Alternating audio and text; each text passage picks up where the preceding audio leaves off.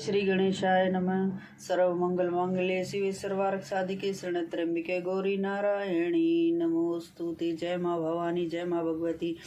आज हम देवी भगवत पुराण में पढ़ने जा रहे हैं मधु और केटव का देवी द्वारा वरदान और श्री हरि विष्णु द्वारा उनका वध। सूत जी कहते हैं, महानुभाव, प्राचीन समय की बात है। त्रिलोकी जलमग्न हो गई थी। केवल भगवान विष्णु शेषनाग की सैया पर सोए हुए थे। उनके कान के मैल से मधु और केटव नाम के दो दानव उत्पन्न हुए। समय अनुसार उन समुद्र में ही वे प्रतापी दैत्य तरुण हो गए। एक समय की बात है, वे स्थूल काय दानव समुद्र में खेल रहे थे। इतने में ही वे दोनों भाई मन ही मन सोचने लगे, बिना अगाध के यह जल किस पर ठहरा है, किसने इसकी उत्पत्ति की और क्यों।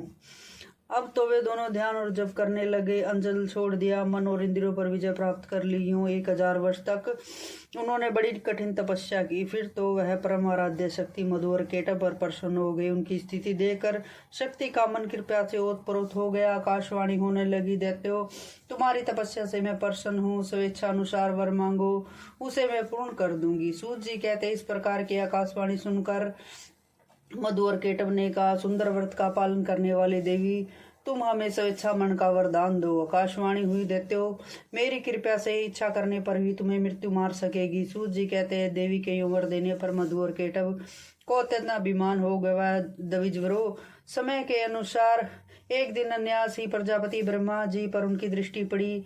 ब्रह्मा जी कमल के आसन पर विराजमान थे। मधु और केटव में अपार बल था। वे पितामह से कहने लगे, सुवत्र, हम तुम्हारे साथ युद्ध करो। सूत जी कहते हैं, मधु और केटव बड़े बलवान थे। उन्हें देखकर ब्रह्मा जी उपाय सोचने लगे। सभी शास्त्रों के वे पूर्ण जानकार थे। युद्ध संबंधी साम दाम दंड भेद आदि अनेकों उपाय उनके सामने आए।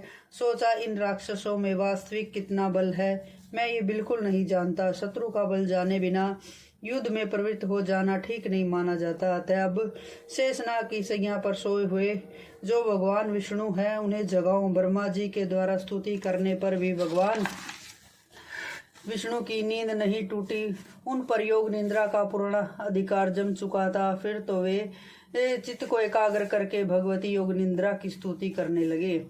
ब्रह्मा जी बोले, देवी, मैं जान गया, तुम निश्चय ही इस जगत की कारण स्वरूपा हो। भगवान विष्णु आज गाढ़ी नींद में मगन है। माता, तुम समस्त प्राणियों के अंतःकरण में निवास करती हो। ऐसी स्थिति में इन दानवराज मधु और केटव का स्वयं संहार करो। देवी, तुम संपूर्ण जगत की माता हो। सभी मनोरथ पूर्ण करना तुम्हारा स्वभाव है। सूत जी कहते हैं, जब इस प्रकार ब्रह्मा जी ने भगवती की स्तुति की, तब वे तामसी निद्रा देवी भगवान विष्णु के श्री विग्रह से निकलकर बगल में खड़ी हो गई। मधु और केटव के संहार के लिए भगवती योग निद्रा ने ऐसी कृपा की थी। फिर तो भगवान विष्णु जब अपने शरीर को हिलाने डुलाने लगे, तब उनके दर्शन करके ब्रह्मा जी आनंद विभोर हो गए। साथ ही उन्होंने श्री हरि की परिक्रमा आरंभ कर दी। बोलो भगवती मैया की जय हो। सूत जी कहते हैं, जब जगत गुरु भगवान विष्णु के श्री विग्रह से निद्रा दूर हुई, तब उन्होंने देखा कि वही प्रजापति ब्रह्मा जी भयभीत होकर खड़े हैं। फिर तो महान तेजस्वी श्री हरि विष्णु मेघ की भांति गंभीर वाणी में कहने लगे। भगवान विष्णु बोले, पद्मियों ने, ब्रह्मा जी, आप जब तब छोड़कर यहाँ कैसे आ गए। ब्रह्मा जी के ने कहा, भगवान, मधु और केटव नाम के दो दैत्य आपके कान के मैल से उत्पन्न हुए हैं। जगत प्रभु, उन्हीं से डर कर मैं आपके पास चला आया हूँ। अब आप मुझे बचाइए। सूत जी कहते हैं, इतने में ही मतवाले मधु और केटव दोनों महाबली दानव ब्रह्मा जी को खोजते हुए वहां आ पहुंचे। वे ब्रह्मा जी से कहने लगे, भाग कर किसके पास चला आया है, क्या इससे बच सकेगा, युद्ध कर। मधु और केटव की बात सुनकर भगवान विष्णु से कहने लगे, दानव श्रेष्ठ, तुम इच्छा पूर्वक मुझसे युद्ध कर लो, मैं तुम्हारा अभिमान दूर कर दूंगा। सूत जी कहते हैं, मैं मधु कुपित होकर तुरंत ही भगवान से लड़ने के लिए आगे आ गया। दो मत वाले पहलवानों की भांति भगवान विष्णु और मधु मल्ल युद्ध करने लगे।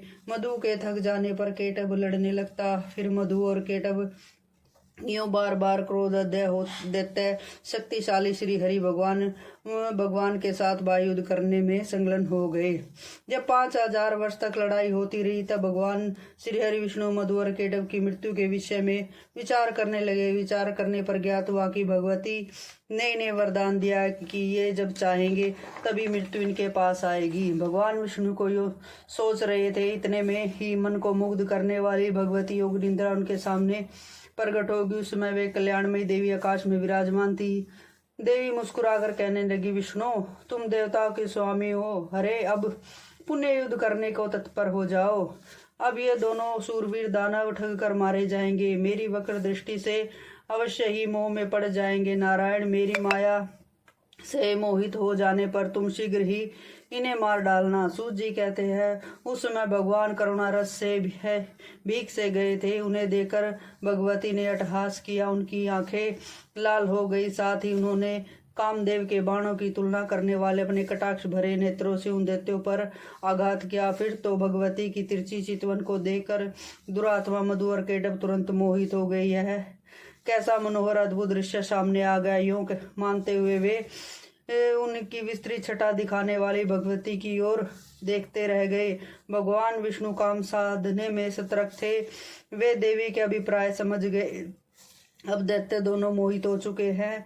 उन्होंने मधु और केटव से कहा, वीर तुम्हें जो इच्छा हो वर मांगो, मैं तुम्हारे युद्ध कौशल से अत्यंत प्रसन्न होकर वर देने को तैयार हूँ। सूत जी कहते हो, स्वयं मधु और केटव काम से आतुर थे। उन्हें अपने बल का अभिमान हो गया था। भगवान श्री हरि से कहने लगे, विष्णु हम मांगने नहीं आए, तुम हमें क्या दे सकते हो? हम याचक नहीं, हम तो उद्धार दाता है। ऋषिकेश, तुम्हें जिस वर की अभिलाषा हो हमसे प्रार्थना करो। मधु और केटव की बात सुनकर भगवान विष्णु ने कहा, यदि तुम लोग मुझ पर प्रसन्न और वर देना चाहते हो तो दोनों मेरे हाथ से मौत स्वीकार कर लो। सूत जी कहते हैं, श्री हरि की बात सुनकर मधु और केटव मान आश्चर्य में पड़ गए।